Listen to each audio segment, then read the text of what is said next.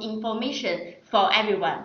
Hello, Sam. Hello. Shall we say hi to everyone? Hello everybody, my name is Sam, as Lucy said. I'm the International Marketing Officer at the University of Leeds. And it is my job to, along with Lucy and her team, help international students to come and study at the University of Leeds and in the UK.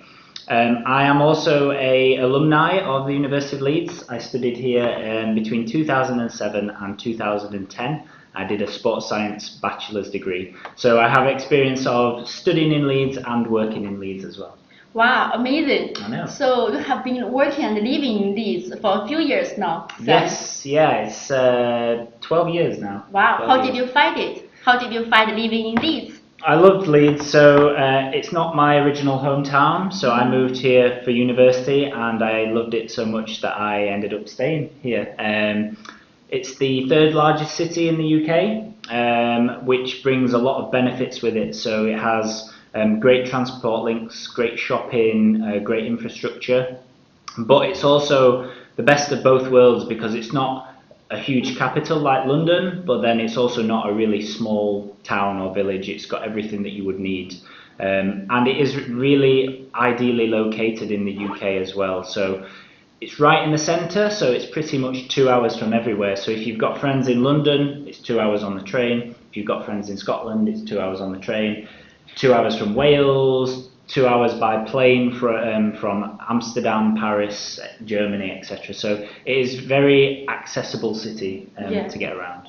Yeah, I also went to Leeds 2 weeks ago. I think it only took me about 1 hour from Manchester to Leeds. Yeah, it's quite convenient. Very easy from Manchester. Yeah, I really like the city centre, and there were so many international students. I was very surprised. Oh yes, there's over at all 4 universities in Leeds. There's over 12,000 international students. So many international students. Yeah. Wow. So as you mentioned, you were a student at the University of Leeds. Do you still remember your university life? Just about. I just about remember it, yeah. Did you enjoy being a student? And how did you? I loved being a student. I loved being a student at Leeds, as I said, so much so that I ended up staying in the city and carrying on working for the university. I really found the student support very useful. The fact that you get your own personal tutor, certainly at undergraduate level I did. And you can meet with them every week or every 2 weeks, and that was really useful for me because I didn't do a biology A level, but my course had a lot of biology modules. Wow. So I needed that additional support, and I was able to get that through my personal tutor. I loved the campus. It's something that students don't necessarily think about straight away. You think, oh, the rankings, I need to concentrate on the rankings. But the campus is very important because you're going to be studying at this place for 3 years, and if you don't enjoy your time there, then it's going to affect your studies. So you need to make sure you go to a university like I did, where you not only have a good university, but you have an enjoyable time as well. Yeah, and you are bonded to a campus and lots of students. Absolutely, and yeah. friends. I'm speaking now not because it's my job, but because I loved it so much as a student at the university. You are probably one of the best representatives speaking out about the university. Definitely. Yeah. So, as we all know, the University of Leeds is very, very popular and it's a very good university. So, Sam, before we start our Q&A session, would you like to give us a bit more about the university? Give us an introduction to the University of Leeds. Absolutely. So, the University of Leeds was founded in 1904, so it's quite old. It is the second largest university in the UK based on student population. So we have around 38,000 students and around 9,000 students are international students. So we've had international students for many years, constantly growing with international students, and we know how to look after international students, and we know how what support they need. So our very international university indeed. We're part of the Russell Group of universities. Yeah. So if people don't know what that is, so that's the 24 most research intensive universities in the UK. It's prestigious. Prestigious, yeah. So that kind of guarantees that any degree that you get from Leeds will be considered very prestigious by companies both in the UK and outside of the UK as well. We're in the top 100 in the QS World Rankings, wow, which is great. amazing. 93rd. And obviously we perform very well in kind of the UK-based rankings as well. So we're always around about the top 10. We're first for quite a few things as well. First, second, third, like food science, accounting and finance. We always do very well in those two. So very highly ranked university. And as I said before, the campus is, well, for me personally, that was the main reason that I came to Leeds. So it's a campus-based university, but it's also within like 500 meters of the city centre, so you've got the best of both worlds. And the accommodation as well, I stayed in university accommodation. Yeah. That's great. It's guaranteed for the duration of study for international students, so not just 1 year, as long as they need to stay in university accommodation. So they're kind of some of the key benefits of the university. Wow, cool. So let's talk about different faculties. Sure. Yes. I know that you have lots of faculties, right? Yeah. Could you give us a bit more information? Absolutely, yeah. So we've got 7 faculties in total, so Okay. it's quite a lot. And then each faculty is broken down into schools as well. So it can get quite complicated, but I'll talk about some of the more popular ones, and then we'll go from there. So I think probably our most popular faculty, certainly in China, is the Leeds University Business School. Yeah. It's extremely popular all around the world, really. It's triple accredited, so very prestigious. It's in the top 1% of business schools in the world. Wow. Must be very competitive. Extremely competitive, yeah, which is something we'll talk about soon. We have kind of 4 divisions within the business school. So we've got kind of the finance division, we've got like the management division, we've got like the international business division, and then we've got the marketing division as well. So that's how the faculties kind of split down. And then each division has undergraduate courses, master's courses. We also have the MBA, and then we've got the PhDs. Yeah, cool. So that is the structure of our business school. Business school, yes. Yeah. So what about other faculties? I think engineering has also been very popular recently. Yes, so engineering and all STEM-based subjects, to be honest, lately, they are definitely on the rise, not just in China, but all around the world. Obviously, science, technology, and environmental factors are becoming really, really important now in the world as the world gets more advanced. And we are starting to see now these courses becoming more popular because governments in China and all around the world are prioritising those types of jobs. So yeah, our Faculty of Engineering, we are top 5 in the UK in pretty much every area of engineering. I think we're second for civil engineering. And we're quite good hiking for chemistry as well. Yes, definitely. Yeah, both masters and undergraduate. Yeah. We've got 5 different schools in engineering that reflect the 5 different types of engineering. So chemical, mechanical, civil, electronic, and then computer science. So. Yeah, I think EEE is also very popular. Yes, electronic and electrical is, yes. And then we have some hybrid courses as well. So mechatronics and robotics, that's popular. So that's 50% mechanical engineering, 50% electronic engineering. Is that also involved with artificial intelligence? It is, yes. Yeah, you will cover parts of that on that course. That's also quite trendy. It is. We have a course just for that as well. So we have advanced computer science, artificial intelligence. Cool. So let's talk about the entry requirement for that later. Yes. So apart from computer science, let's talk about other faculties. Yeah, so our biggest faculty is Arts, Humanities and Cultures. Yeah. It's just got so many courses in it. So that's anything from the School of Design, School of Fine Art, Humanities courses, English, Translation Studies, Media and Communication. Wow. Yeah. Do you want me to talk about Media and Communication a bit? Yes, please. Yeah. So I think our School of Media and Communication is probably the second most popular area in the university behind the business school. It's ranked very highly in the world. Let me just get my notes. No problem. It's ranked 22nd in the world in the QS World Rankings for Communication and Media. So yeah, that's out of like thousands of universities. So it is very popular and very competitive to get onto those courses. So you must have already set a very high standard for entry requirements. Absolutely, yes. We do set very high entry requirements for that area, yes.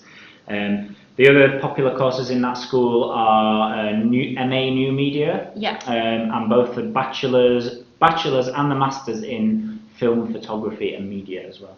Cool. So it's a popular school indeed. Yes. Let's talk about more entry requirements later on, shall we? Yes. Yes. So is there any other faculties you would like to highlight? Because we know that you have already covered a few. Quite a few, yes. So I touched briefly about Faculty of Environment. Now historically that's not always been as popular in China, because obviously we know the priority has been business, etc. But we are starting to see a real increase in that.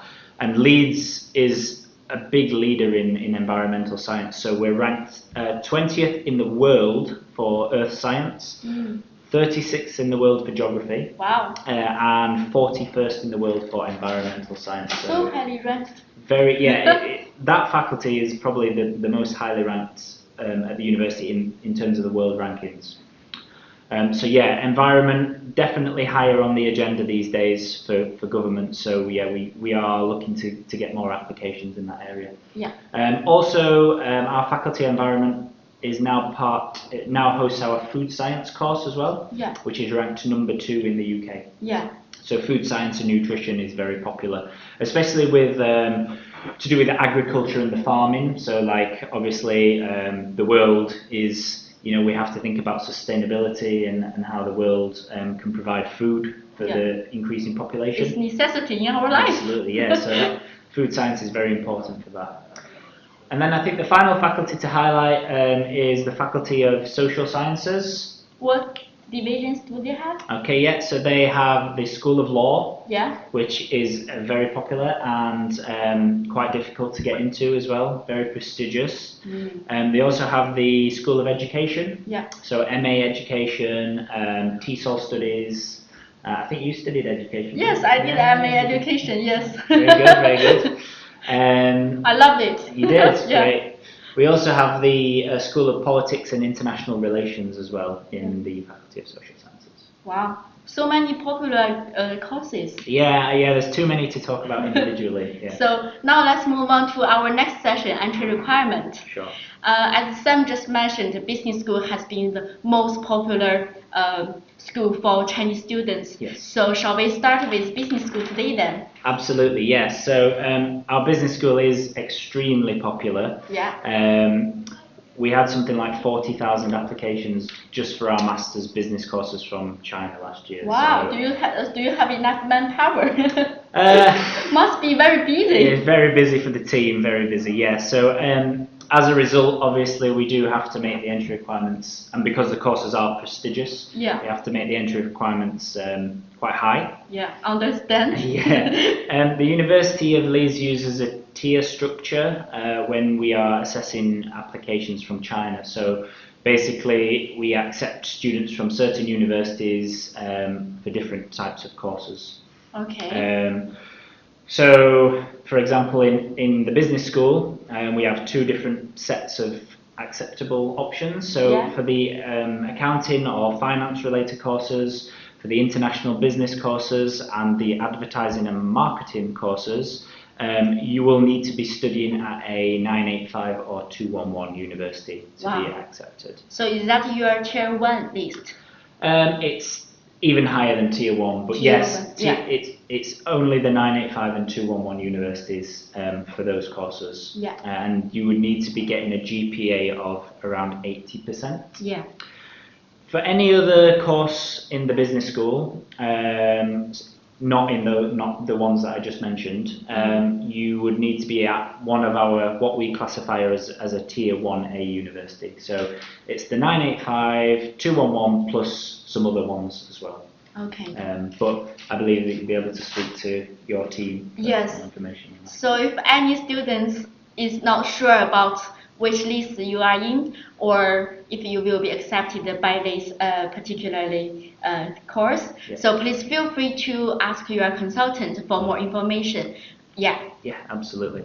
Yeah, so the business school is pretty much the top 150 universities within China that we accept. Wow. Into. Yeah. Okay. Cool. So apart from academic results, like you mentioned, 80%, for example, Yeah. Is there any other requirement, for example, like language requirement? Yes, so we ask for IELTS Yeah. to satisfy the English language requirement, and for our business school, the requirement is to get 6.5 overall, with a minimum of 6.0 in every component. I think that's an okay standard requirement, Yeah, right? it's pretty standard requirement for a master's course. Yeah. Yes. So what if we have students who couldn't meet their language requirement? Do you have any other options, We like do. pre-sessional courses? Absolutely, yeah, we do. We have our pre-sessionals are very popular. Yeah. We have a 6-week pre-sessional course, a 10-week pre-sessional course, 20, 30 and 40-week pre-sessionals. Wow, so even 40? Even 40-week pre-sessionals, so you come pretty much for almost a year before. Yeah. So the way that works is there are different criteria that you need to meet to go on each of the pre-sessionals. So for example, if you only have a 6.0 in all your components, then you will go on a different pre-sessional to somebody that has a 5.5, Yeah. for example. So the length of pre-sessional depends on how good your English language is.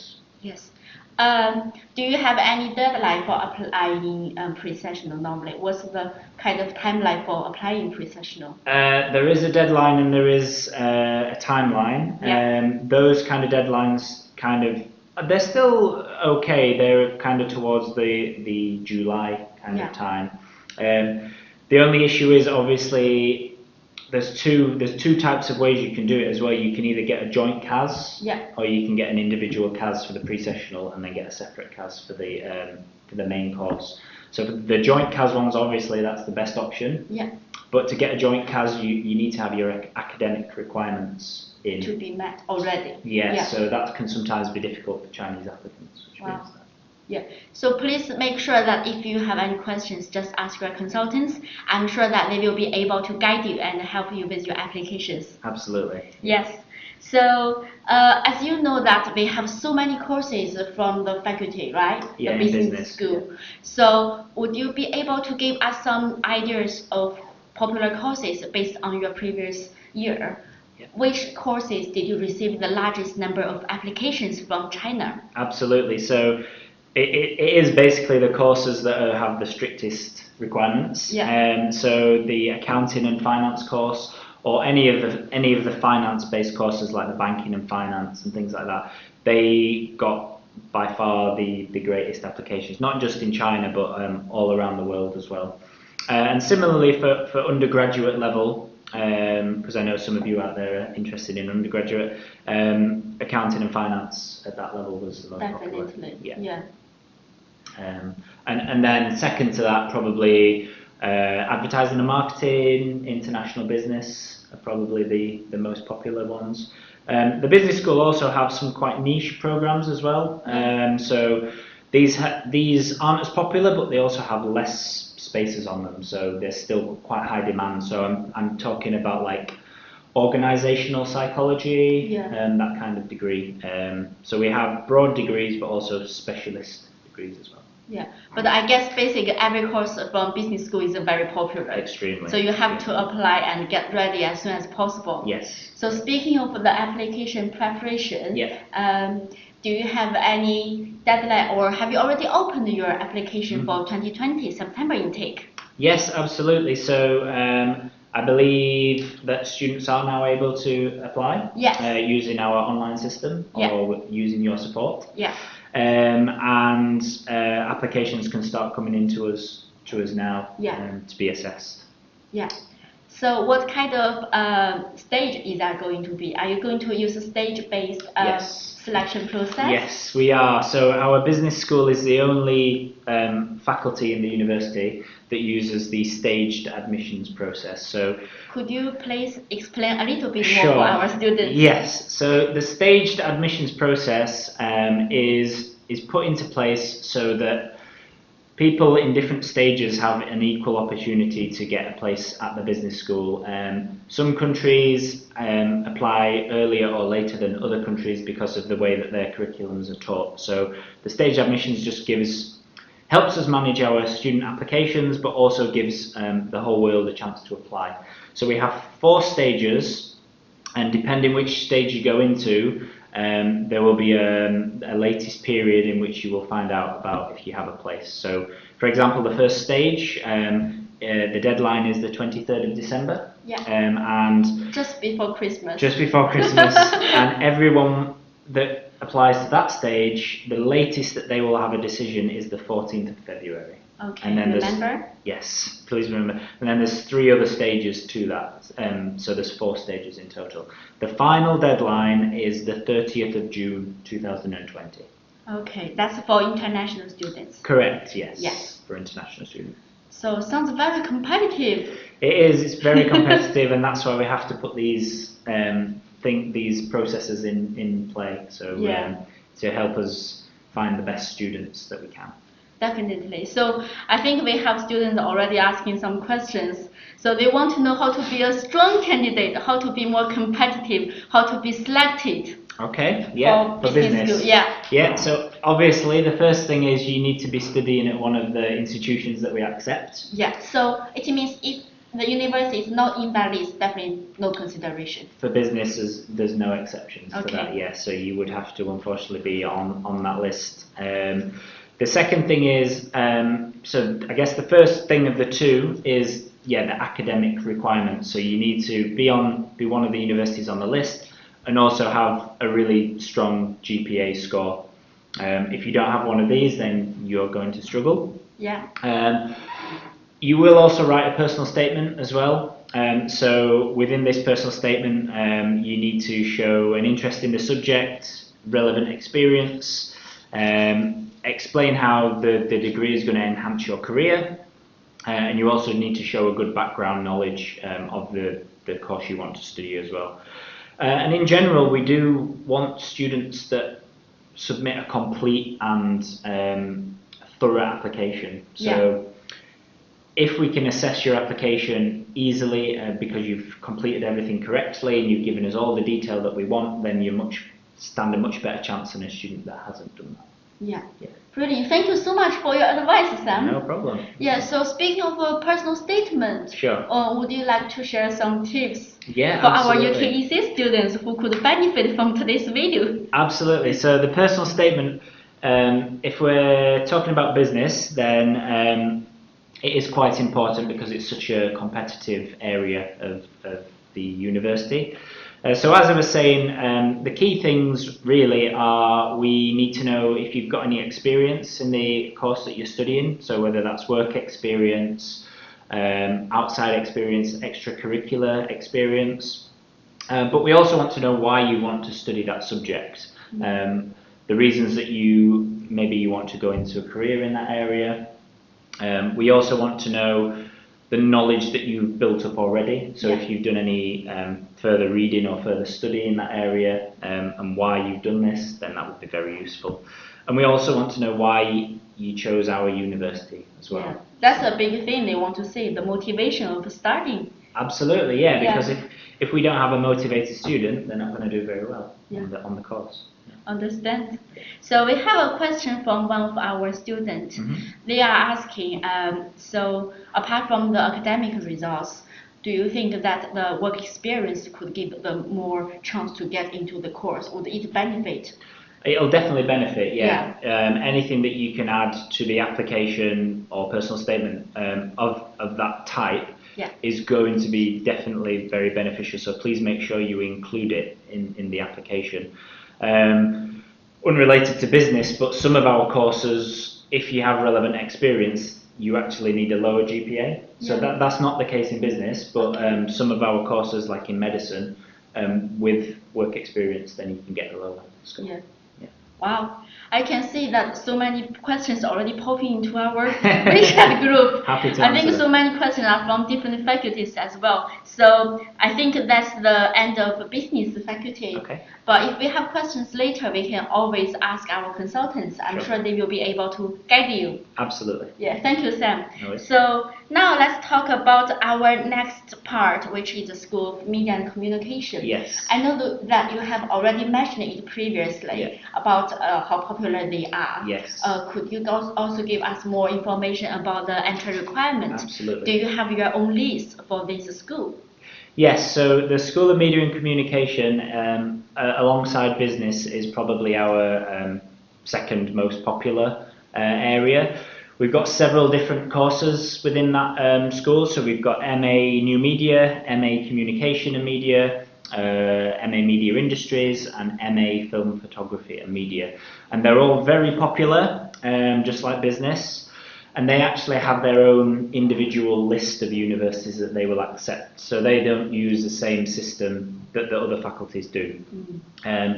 Obviously the UKC counsellors have that list, so they will be able to guide and advise you on which universities we accept from for our media and communication courses. Thank you, Sam. I think the requirement is, I want to say 75% GPA. Yes. To those ones. But you removed the tier 3, right? For media and communication. They don't accept any tier 3s anyway. No. The majority of them are tier 1, and they do accept some tier 2s as well. Yeah. On their separate That's list. good to know. Yeah. Yes. I think we have a question for this specific school. Sure. So they were asking if there is any course that has more practical practice based instead of like more theoretical practice. And subjects would you recommend? Yeah.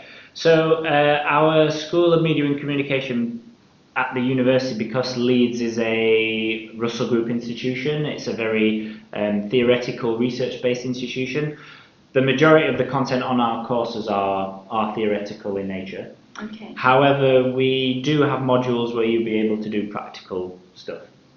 So for example, all of our media courses, to be honest, will have at least 1 or 2 modules, so maybe 10 or 15, 20% where you can do practical based courses like the film photography and media course. Oh, that's interesting. Or the media course when you can do things with like radio and things like that. So the answer is yes, all the courses have a practical element, definitely. We don't just sit you in a classroom for the whole time. But we do balance that with the theory as well. So you get the best of both worlds. That's a good way of to combine like practical and the theoretical. Yeah, so we use so we teach you the theory in the lectures, and then you go and practice that theory in the labs or in the studios and things like that. Yeah. So students were also wondering if they possibly could get some internship opportunities after they graduate from this course. Well, we do have a career centre at the university, and they will be able to support you in finding internships and opportunities. Every student at the university automatically enrolls to kind of the career service information, and we have specific kind of information and opportunities for Chinese students as well. We have somebody that just looks after the Chinese side of the career opportunities. So. That's really good because sometimes they could also help you to break the culture thing and also improve your cultural awareness. Absolutely, definitely. To improve your employability as well. Absolutely, work experience is very important. So. Yes, definitely. So for this media and communication, as far as I know that some courses don't require personal statement this year. Yes, that's correct. That's big news. Yeah, so only MA Film Photography and Media require the personal statement. All the other courses ask applicants just to submit their CV. So you still need to submit a CV, a very strong CV, but you don't necessarily need to submit a personal statement. So how can candidates stand out from other applicants if they don't need a personal statement? So again, the key things are being on the list having a good GPA score, but also having the modules having studied modules at undergraduate level that are suitable for that match with our media and communication. So strong scores in relevant modules, and a strong CV as well. So anywhere that you've done any experience whatsoever to do with the course that you're applying to, that would help.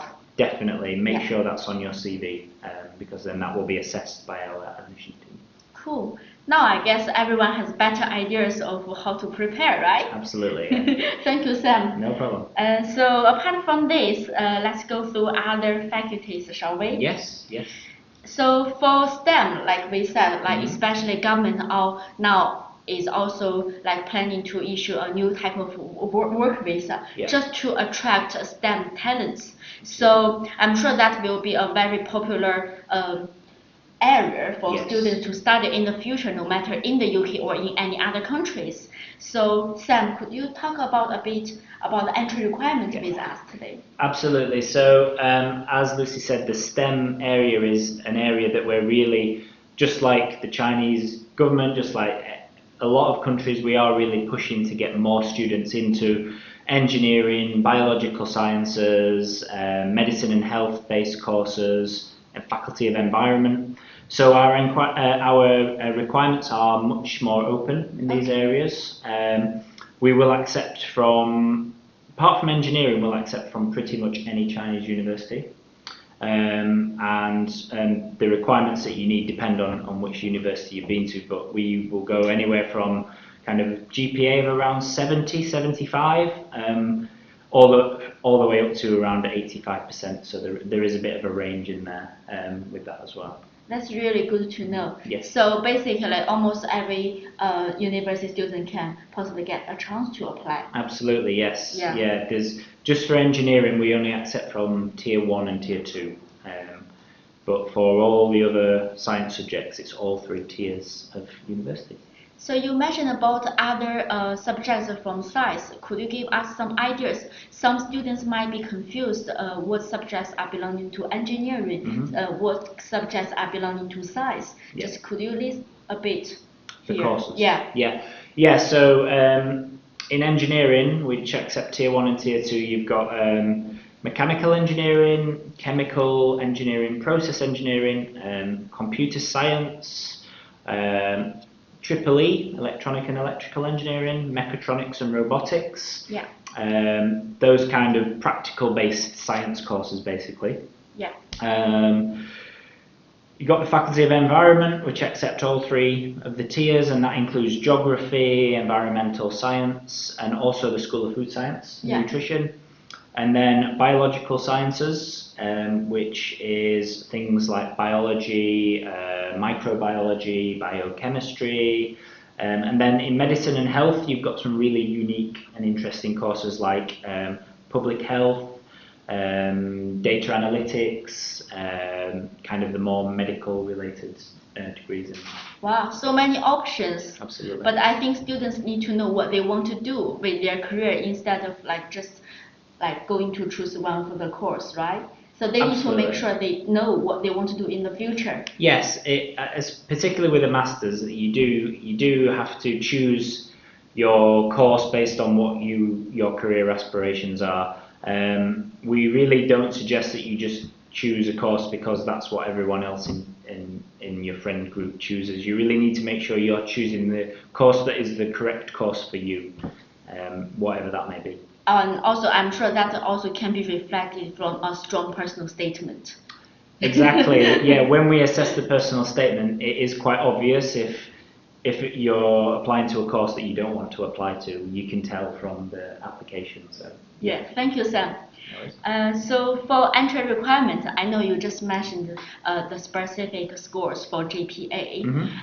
One of our students was asking if there is any flexibility. By saying flexibility, they mean if they have any work experience, would it also help them boost the application successful rate, even they haven't met their entry requirement for school? Okay, so there's a couple of things with this. So the first one is it depends very much on which course you're referring to. So in some of the departments, so our applications are handled by different faculties, so we don't have one set of rules and regulations for each faculty, so that's why these requirements are always different for each school. So in some of the schools, yes, we will accept a lower GPA if you've got relevant work experience. So I'm thinking about the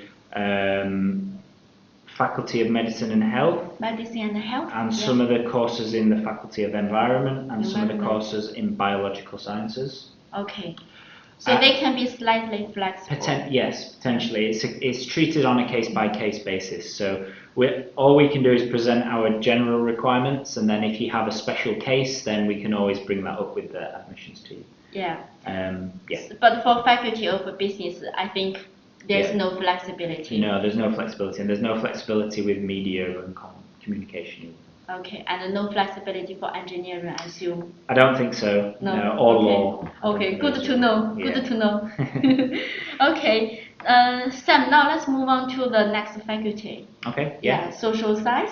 Social sciences, yes. So, School of Law is a big one here. School of Law. School of Law, because they only accept from Tier 1A, Tier 1B, and then Tibet University and Shanghai University of Political Science and Law. I understand, because I always feel it's so prestigious to be a law student. Yes, absolutely, yeah. So, and also they are very popular courses as well. So yes, they are very competitive requirements. So that you can attract the most talented students. Absolutely, that's what we want into our law school, into any school actually.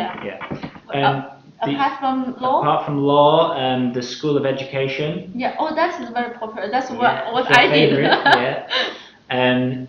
They will accept from Tier 1 and Tier 2, but not Tier 3. Okay. And it's the same for politics and international relations as well. Oh, I think we got a question for that subject. Okay. So what's the entry requirement for that? Could you please explain a little bit? Yeah, for politics and international relations. Yeah, so the entry requirements are if you're from a Tier 1 university, which we can help you to find out if you are, then we'll be looking for a GPA of 75%. And if you're from Tier 2, we'll be looking for a GPA of 80%. Yeah. So either 75 or 80, depending which tier of university that you're from. Okay. Plus IELTS. Yeah. So many entry requirements details today we have run through. Yes, exactly. Yeah, I'm trying to remember everything. Hard work. Thank you, Sam. And everyone, if you have any questions or you are not sure whether your current situation has met the entry requirement for the University of Leeds, please make sure you can talk with your UKEC counselors. I'm sure they will be able to guide you in more accurate way as well. Absolutely. Yeah. There's one other school that I missed. I know, that's why I'm going to ask you, which is the biggest faculty, right? Yeah, the arts and the humanities. Yeah, so we've already touched on media and communication. That's belonging to... Which is part of the school, yeah. But one other very popular area now is the School of Design. Yeah. Some reason design applications and the popularity of design at the university is very, very high now. Wow. Yeah. And particularly our MA in global fashion management. Yeah. I think fashion is very popular, and the fact that it teaches global fashion is a reason that it's become very popular, and it's highly ranked as well. Everyone loves fashion nowadays. Everybody loves fashion, yeah. So global fashion management do not accept Tier 3 universities anymore. So this is a new change from last year, It's a new change, yes. Yeah. All the other courses in the School of Design, they do accept Tier 3. So Okay. it's just the global fashion management. Thanks for your clarification. No problem. Okay, so for this one, you also don't require personal statement, right? For the School of Design, no, yes. So we used to ask for a supporting statement. Supporting statement. Yeah. What is that? It was basically kind of setting out reasons that you were applying, so it was similar to a personal statement. But now we've changed it, so we will actually ask, within the application, we will ask the applicants set questions that they need to answer. So for example, for the School of Design, one of the questions is, what do you hope to gain from studying MA Design, for example? So you'll be prompted to answer questions instead of writing your own supporting statement. That's actually a better way. I think this can give students better ideas of what they are actually looking for from our previous personal statement. Absolutely. Yeah. Could you also give us more examples of questions that might be asked? Yeah. So let me give you another one. Are these all for global? No, this is for any school of design course. Yeah. So what are your career ambitions and how will this course enable you to achieve them? Is one question. Difficult. Do you want me to choose a different school within the faculty? If there are any other typical questions you could list, so you can just give us general ideas of what kind of questions. So one of the questions is, are there particular modules which interest you? So which subject is that? School of History. Okay. So that's looking to see that you've actually looked into the modules and had a look at the program. So you know the course, you know what you are going to study basically. Yeah, exactly. Another question is an interesting one. What themes have you considered for your dissertation project? Well, already planned so early. Yeah, so they want people to have an idea of kind of what area you want to go specialise in for your research project. Yeah. Performance and cultural industries, they ask very similar questions. So what knowledge and skills do you hope to gain from studying the programme? How do you feel the programme will benefit you in the long term? What else do we have? Those questions will be listed on the application form, right, when students apply. Yeah. Yeah. The School of Fine Art, they're very specific. They said, reflect on any practical connections you have already made to the arts, museum or gallery studies, both through your studies and in wider experience. Wow. Very difficult, yeah. Creative. Very creative, yeah. Yeah, thank you for sharing those. No problem. So let's move on to the next part of today's live stream. No problem. So we all talk about our PG applications in the previous section. Now we would like to ask a bit about UG. So I think we want to ask whether the University of Leeds accepts Chinese Gaokao direct entry for undergraduate program. So the University of Leeds does accept Gaokao for first year entry, and that's something new for this year. Yeah, I think everyone here is the first one to hear about this news. I believe so, yeah. I made sure that I was allowed to say it before I came, and I am. So you will see, it's not on there yet because it was only very recently agreed, but we will be able to accept Gaokao with a combination of IELTS and Huikao as well. Yeah. We will be able to accept some students onto our undergraduate courses. Not all of our courses, but a lot of our courses, and you can contact the counsellors at UKEC for more information about that. Yes, thank you, Sam. Yeah. In addition to that as well, for undergraduate, obviously we also accept the standard routes like A-level, IB, definitely, BTEC, things like that. Yeah, but I also know that you also provide international foundation year, right? Yes, we do, yeah. We have our own international foundation year, which is taught at the University of Leeds, and it's taught by the University of Leeds staff. Yeah. Effectively, the students are the University of Leeds students, so you can stay in the university accommodation. You're taught by the same people in the same buildings as the normal undergraduate courses. And obviously the entry requirements for this, they vary. For Chinese high school, we're looking for 80% in the Chinese high school to get onto the international foundation. Yeah. Plus IELTS. It's good to know. And they only open for September intake every year, right? September intake, yeah. We also have a separate route as well, so we have the Leeds International Study Centre, which is a study group programme.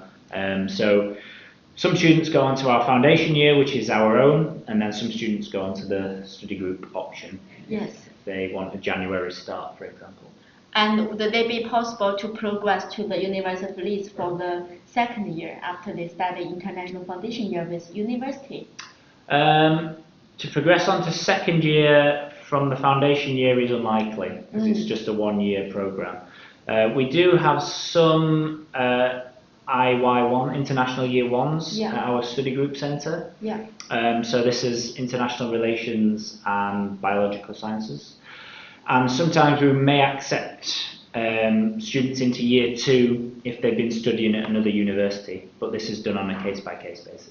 Yeah. So more information, please check with your counselors. Yes. Yes. Yes, indeed, yeah. Okay, thank you so much, Sam. So far we have gone through lots of entry requirements. Lots of entry requirements, yeah. I hope you are still feel fresh. Yeah, I'm still feeling great. Okay, thank you. So now let's go on to the next part, which is about the actual application. Yep. So you have mentioned that the applications for 2020 September intake have already been open. They're open for masters, yeah, and I think they open for undergraduate on the 15th of September. Okay.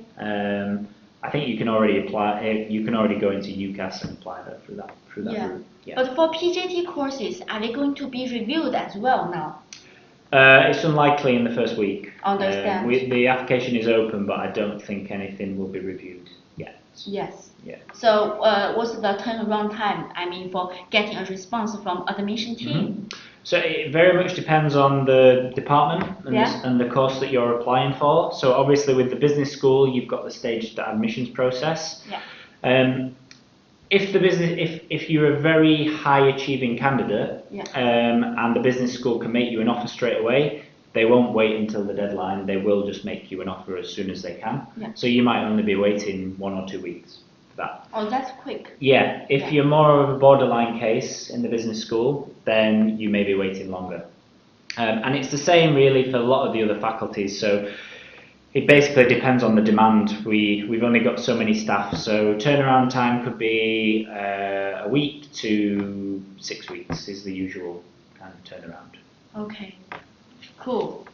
So what will make a student stand out from other applications, just in general? I mean, I know you have mentioned some tips already. Yeah. So could you also give us more internal insight? Internal insight, yeah. So other than obviously the high score in your previous studies, which is what UK universities tend to look for in the majority, as I said, we need an organised and complete application form so we can assess your application as well as possible. We need to know about the additional experience that you've got, the additional work that you've done. Please shout about it as much as you can in the personal statement, in the supporting statement, when you answer the questions that we provide. Anything that you've done that will, outside of your studies, that will help you with the application, please make sure that you evidence that. And as I said before, a lot of the courses put a lot of importance on specific modules. So if you're coming to do a finance course at the University of Leeds, but you haven't scored well in finance modules, then you will struggle to get your application made into a conditional offer. Okay, thank you so much, Sam. No problem. We have a question from a student who is interested in one of your project course called Culture, Creative and Entrepreneurship. Okay, yeah. The student previously did a degree in architecture design, so he's wondering if he can apply for this course because he obviously didn't have any relevant background. Yes, so we do get this question a lot for culture, creativity and entrepreneurship. I've even got my own piece of paper with the information on. Good preparation. Yeah, so it's only really suited to students wanting to focus on the industry and policy context of cultural and creative studies. Therefore, we only accept students that have come from an undergraduate degree in cultural studies or cultural policy, arts and creative industries, arts theory, or social sciences with a cultural emphasis. So they're the 4 main areas. Okay. So what did you say the student did? Architecture design? It's probably not going to be relevant. The course isn't suited to business, arts, artists, performers, or science-based candidates, unfortunately. Yeah, understand. Because this course is very popular as well, right? It is very popular, yes. Is this the subject for me? Yeah, a lot of people Media. choose it instead of media because it's a similar kind of course, but actually it's not that's suitable for media students. It's more the people that want to look into the cultural theory and arts theory of their subject. Yes. Okay, thank you, Sam. Sorry. Another question from our students. If there's any subject providing any internship or even any placement Yeah. or industry insight, visit day, open day? Sure, yeah. So obviously UK Masters are only 1 year in duration, so it is very difficult for you to go out on a placement and fit in all this intense study and dissertation into 1 year, or it's basically 10 months. However, that being said, we do provide as much opportunity as we can for students to find potential internships and placements that they can do. As I said before, our Career Centre have a team that will help you, but also we have specific teams in each faculty as well. So our business school have their own careers team who are very useful in helping you not only find internships now, but also give you guidance on finding jobs after graduation. That's good. Yeah. So the next question from our student is about computer science. Okay. Or computing related subjects. Yeah. The student wants to know how you calculate the score. I know, for example, you accept 80% or 75% in general. Would you consider about the average score, or you have a different way of calculating it? It's generally the average score. Yeah. Yeah. But then we will need scores in certain modules as well. So you care about the core modules which match to the subject he's applying? Exactly, yeah, so it's different for every degree. Okay. And obviously the admissions teams themselves assess each application individually. So they'll be looking at your modules and they'll be seeing which ones you've scored well in. So you could score, 80%, which is what we need. But if you've got 60% in your core maths module, and 55% in your computer science module, but then really high scores in unrelated modules, then we probably won't accept you. So lots of cases will be done by case as well. Yeah, a lot of them will be, yeah. Yeah. But in terms of the overall GPA, yeah, that's the average score. Okay, good. Thank you. So in terms of a career path, I know that because nowadays students are very concerned about what they are going to do in the future after they graduate. They also consider about career path when they make an application for specific subjects. Yeah. So Sam, we would like to know where Chinese students have been to after they graduated, no matter it's in the UK or in China, what kind of companies did they go for after they graduate? Yep. So I think that the vast majority of Chinese master's students from Leeds, they do end up going back to China to take their UK experience of education and degree with them. Yeah, and some do stay. I'm friends with a Chinese student who's now doing a PhD in translation studies at the university after her master's. My friend from University of Leeds is currently with Deloitte doing an auditor graduate program in Leeds office. Yeah. She's the one I mentioned earlier who I visited. Leeds is, outside of London, Leeds is like the financial capital of the UK. So we do have a lot of kind of Deloitte, KPMG, what's the other ones? Like all the big law firms, they tend to be... Yes, yeah.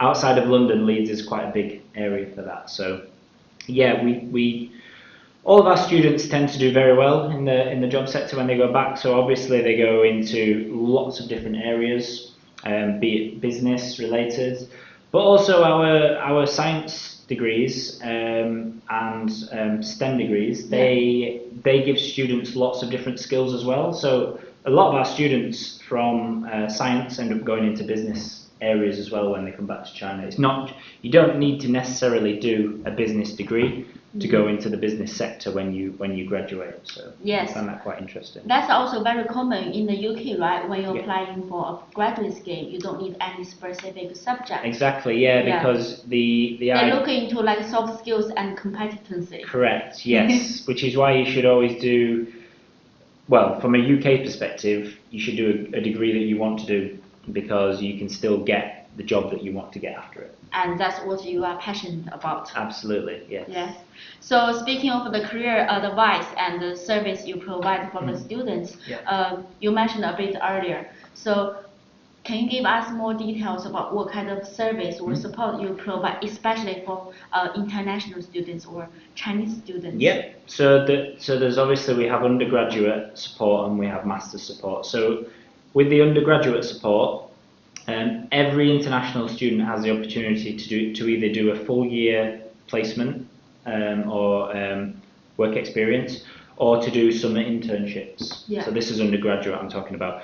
And we have a lot of international students that take that up. They're working at places like Microsoft, BMW, Jaguar Land Rover, KPMG, PricewaterhouseCoopers, all the big companies, because obviously we're the second biggest university in the UK, so we have all these links with worldwide companies like also IBM, Johnson & Johnson, P&G, all the big companies.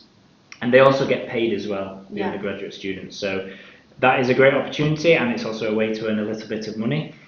As I said before, the master's students, you won't really have time to do that in between your kind of studies, because it's only 1 year.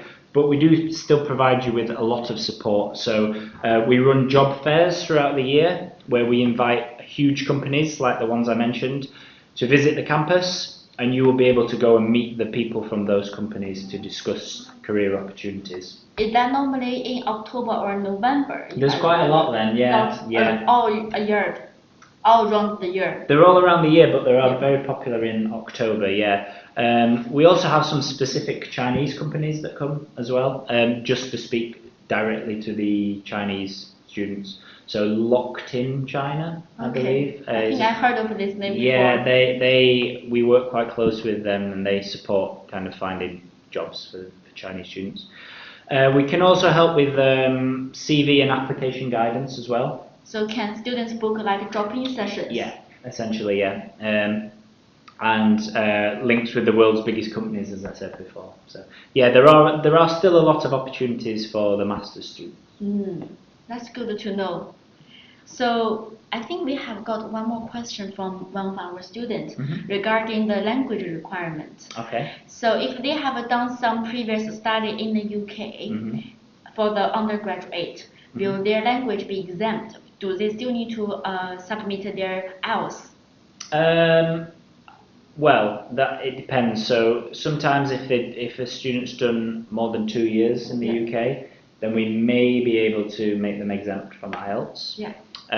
But it will depend on the situation. If you've been in the UK before undergraduate, then if you've just done a foundation year, then no, we would still need the IELTS. But if you've done A-levels and GCSE, then it may be different. Okay, thank you so much. All right, no problem. Wow, so much information today. Yeah, it has been. It's been very, very useful to give all this information to everyone that's interested. It has been a very productive stream. Yeah. So thank you, everyone. Thank you, Sam, for presenting today. So I would like to encourage every student to prepare your application as soon as possible and make consultations with your UKEC counselors if you are not sure about anything. And also check the university website for course you would like to apply.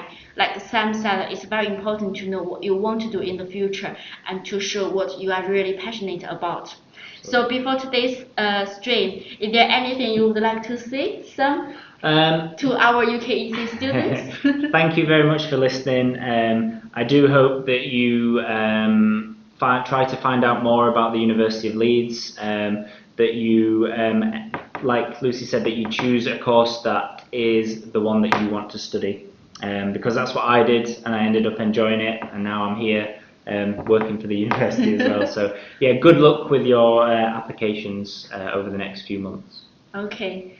It's the end of today's session. Thank you everyone for watching. Thank you for staying up late, especially for students who are based in China. Yeah, absolutely. Yes, thank you very much. Bye. Bye. Nervous, yeah. It's just gone really fast, to be honest. A bit I can't believe it's nearly over, to be honest. I'm sort of nervous, excited, but you know, I'm here and I'm graduating. It's been really enjoyable here, and it's just nice that we can all be here together celebrating and being very proud of what we've achieved. I chose Leeds because I love Leeds as a city, and it was my number one choice. So when they go, yeah, you can have a place at medical school, I was like, yes.